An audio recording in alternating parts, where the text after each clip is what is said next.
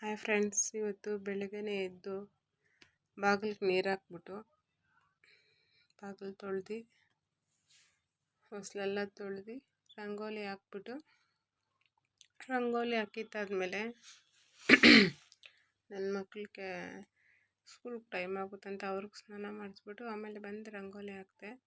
ರಂಗೋಲಿ ಹೇಗಿದೆ ಅಂತ ನೋಡ್ಬಿಟ್ಟು ಹೇಳಿ. ನಾನು ಡೈಲಿ ಮೊದಲು ಮಾಡೋ ಕೆಲಸ ಇದೆ. ಡೈಲಿ ಬಯಸ್ಕೊತೀನಿ ಯಜಮಾನ್ರ ಕೈಯಲ್ಲಿ. ವಾರಗಳು ಬಂದಲ್ಲಿ ತೊಳೆದು ರಂಗೋಲಿ ಹಾಕು, ಡೈಲಿ ತೊಳೆದು ರಂಗೋಲಿ ಹಾಕ್ತೀಯಾ ಅಂತ.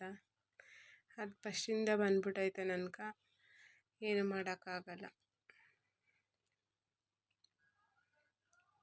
ಈ ಥರ ತುಳಸಿ ಕಟ್ಟೆ ಹತ್ರ ಒಂದು ಚಿಕ್ಕದಾಗಿ ಒಂದು ರಂಗೋಲಿ ಹಾಕ್ತೀನಿ. ರಂಗೋಲಿ ಹಾಕಿದ್ದಾದ್ಮೇಲೆ ನನ್ನ ಮಗಳು ಬಾಕ್ಸ್ಗೆ ರೆಡಿ ಮಾಡಬೇಕಾಗಿತ್ತು. ಇದ್ರಕ್ಕೆ ಅವಳಿಗೆ ಟಿಫನ್ ಮಾಡೋಕ್ಕಾಗ್ತಿಲ್ಲ. ನೆಗಡಿ ಕೆಮ್ಮು ತುಂಬಾ ಇದೆ, ಮನೇಲಿ ಯಾರಿಗೂ ಹುಷಾರಿರಲಿಲ್ಲ. ಹಂಗಾಗಿ ಬೆಳಗ್ಗೆನೇ ಸಾಂಬಾರು ಮತ್ತು ರೈಸ್ ಮಾಡಿದ್ದೆ. ಮಕ್ಕಳಿಗೆ ಅನ್ನ ಸಾಂಬಾರು ಬಾಕ್ಸ್ ಕಳಿಸಿದ್ದೆ. ಯಜಮಾನ್ರಿಗೂ ಅನ್ನ ಸಾಂಬಾರೇ ಬಾಕ್ಸ್ಗೆ. ಮಧ್ಯಾಹ್ನ ಅನ್ನ ಸಾಂಬಾರು ಆದರೆ ತಿಂತಾರೆ, ಟಿಫನ್ ಐಟಮ್ ಆದರೆ ತಿನ್ನೋಕ್ಕಾಗಲ್ಲ ಬಿಸಿಲಿರೋದ್ರಿಂದ. ನೀವು ಯಾವ ಥರ ಅಂತ ಒಂದು ಕಮೆಂಟ್ ಹಾಕಿ. ಮಧ್ಯಾಹ್ನ ಸಪ್ರೇಟು, ಬೆಳಗ್ಗೆ ಸಪ್ರೇಟು. ನಾನು ಬೆಳಗ್ಗೆ ಅಡುಗೆ ಮಾಡಿದ್ರೆ ಅಡುಗೆ ಇಲ್ಲ ಟಿಫನ್ ಏನಾರ ಮಾಡೋದು, ಮತ್ತು ನೈಟೇ ಮಾಡೋದು, ಎರಡೇ ಟೈಮ್ ಮಾಡೋದು. ಮನೇಲಿ ಯಾರೂ ಇರೋಲ್ಲ, ನಾನು ಒಬ್ಬಳೇ ಇರ್ತೀನಿ. ಹಂಗಾಗಿ ಬೆಳಗ್ಗೆ ಏನು ಮಾಡಿರ್ತೀರೋ ನೈಟ್ ಅದೇನೇ ತಿನ್ಕೊಳೋದು.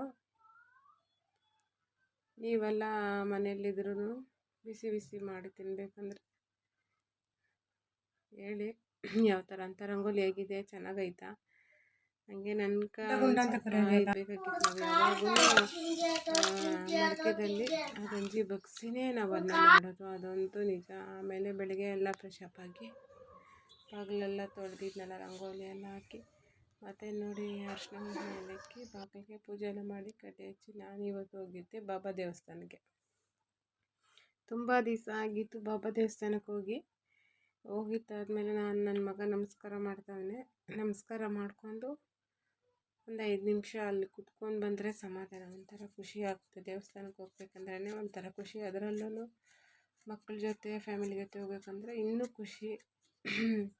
ನಾನು ವಾರ ಮಿಸ್ ಮಾಡದೆ ಹೋಗ್ತಾಯಿದ್ದೆ ಕಾರಣಾಂತರದಿಂದ.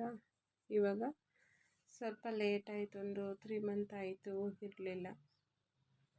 ತುಂಬಾ ಇಷ್ಟ ನನಗೆ ಬಾಬಾ ಅಂದರೆ. ನಮ್ಮೂರ ಪಕ್ಕದಲ್ಲಿ ಇರೋದು, ಇದು ಸ್ವಲ್ಪ ದೂರ ಆಗುತ್ತೆ. ನಮಸ್ಕಾರ ಮಾಡ್ಕೊತವ್ರೆ. ಹಾಗೆ ನೋಡಿ ಇಲ್ಲಿ ದೇವಸ್ಥಾನದೊಳಗೆ ಈ ಥರ ಬೆಂಕಿ ಇದು ಮಾಡಿರ್ತಾರೆ, ಅದೆಲ್ಲ ಮುಕ್ಕೊಂಡು ಅಲ್ಲಿ ನೀರು ಕುಡ್ಕೊಂಡು ಹೋದರೆ ಒಂಥರ ಖುಷಿ ಆಗುತ್ತೆ. ಆಮೇಲೆ ಅದಾದಮೇಲೆ ಮನೆಗೆ ಬಂದು ಯಜಮಾನ್ರು ಆಫೀಸ್ಗೆ ಹೋದ್ಮೇಲೆ ಒಂದು ಸ್ಯಾರಿ ಕುಚ್ಚಾಕಬೇಕಾಗಿತ್ತು. ಕ್ರೋಶಾ ಡಿಸೈನ್ಸು ಅರ್ಜೆಂಟ್ ಇತ್ತು, ಹಂಗಾಗಿ ಒಂದು ಕ್ರೋಶಾ ಡಿಸೈನ್ ಹಾಕ್ಕೊಟ್ಟೆ. ಹೇಗೈತೆ ಅಂತ ನೋಡ್ಬಿಟ್ಟು ಕಮೆಂಟ್ ಮಾಡಿ. ನಿಮಗೂ ಬೇಕಂದರೆ ಮೆಸೇಜಲ್ಲಿ ಹೇಳಿ ನನಗೆ. ಆಮೇಲೆ ನಾನು ಹೋಗಿದ್ದೆ ನೆಕ್ಸ್ಟು ತೇಜು ಬುಟೆಕ್ಗೆ. ಅವ್ರು ನೋಡಿ ಈ ಥರ ವರ್ಕ್ ಹಾಕಿದ್ದೆ. ಕಸ್ಟಮರ್ದು ಯಾವ ಥರ ಇದೆ ಅಂತ ರಿವ್ಯೂ ತೋರಿಸ್ತಾಯಿದ್ರು ನನಗೆ. ಚೆನ್ನಾಗೈತೆ ಅಂತ ಹೇಳ್ತಾ ಇದ್ದೆ. ಆಮೇಲೆ ನಾನು ಕುಚ್ಚಾಕಕ್ಕೆ ಸ್ಯಾರಿ ಬರಬೇಕಾಗಿತ್ತು. ಸ್ಯಾರಿ ಕೊಟ್ಟರು, ಸ್ಯಾರಿ ತೊಗೊಂಡಿತ್ತು. ಸ್ಯಾರಿ ಮ್ಯಾಚಿಂಗ್ ಸೆಂಟರ್ಗೆ ಹೋಗಿ ಮತ್ತು ಡ್ರೆಸ್ ತಗೊಂಡು ಮನೆಗೆ ಬಂದು ಇವತ್ತಿನ ಕತೆ ಇಷ್ಟು. ನನ್ನ ಹೆಸರು ಮಾಲಾ ಅಂತ. ನಾನು ಹೊಸದಾಗಿ ಯೂಟ್ಯೂಬ್ ಚಾನಲ್ ಓಪನ್ ಮಾಡಿದ್ದೀನಿ. ನನ್ನ ಚಾನಲ್ ನೇಮ್ ಬಂದು ಮಾಲಾ ಖುಷಿ ವಿಲೇಜ್ ಲೈಫ್ 363 ಅಂತ. ನನ್ನ ಚಾನಲ್ಗೆ ಸಪೋರ್ಟ್ ಮಾಡಿ, ಹಾಗೆ ಸಬ್ಸ್ಕ್ರೈಬ್ ಮಾಡ್ಕೊಳ್ಳಿ, ವಾಚ್ ಓವರ್ ಕೊಡಿ ಪ್ಲೀಸ್. ನಾನು ಏನೇ ತಪ್ಪು ಮಾಡಿದ್ರು ಇಲ್ಲ ಏನಾದರೂ ನಾನು ಮಿಸ್ಟೇಕ್ ಮಾಡಿದ್ರು ನನ್ನ ಚಾನಲಲ್ಲಿ ಹೊಸದಾಗಿ ವಿಡಿಯೋ ಮಾಡಿರೋದ್ರಿಂದ ಆಡಿಯೋ ಗೊತ್ತಾಗಲ್ಲ. ಗೊತ್ತಿರೋಷ್ಟು ನಾನು ವಿಡಿಯೋ ಮಾಡಿ ಹಾಕ್ತೀನಿ. ನಿಮ್ಮ ಸಪೋರ್ಟ್ ನಂಗೆ ತುಂಬ ಬೇಕು ಪ್ಲೀಸ್. ನಾನೊಬ್ಬ ಹೌಸ್ ವೈಫು, ನನಗೆ ವಾಚ್ ಓವರ್ ಕೊಡಿ. ನಾನು ದಯವಿಟ್ಟು ನಿಮ್ಮ ಚಿತ್ರಣಿಯಾಗಿರ್ತೀನಿ ಯಾವಾಗಲೂ ಫ್ರೆಂಡ್ಸ್.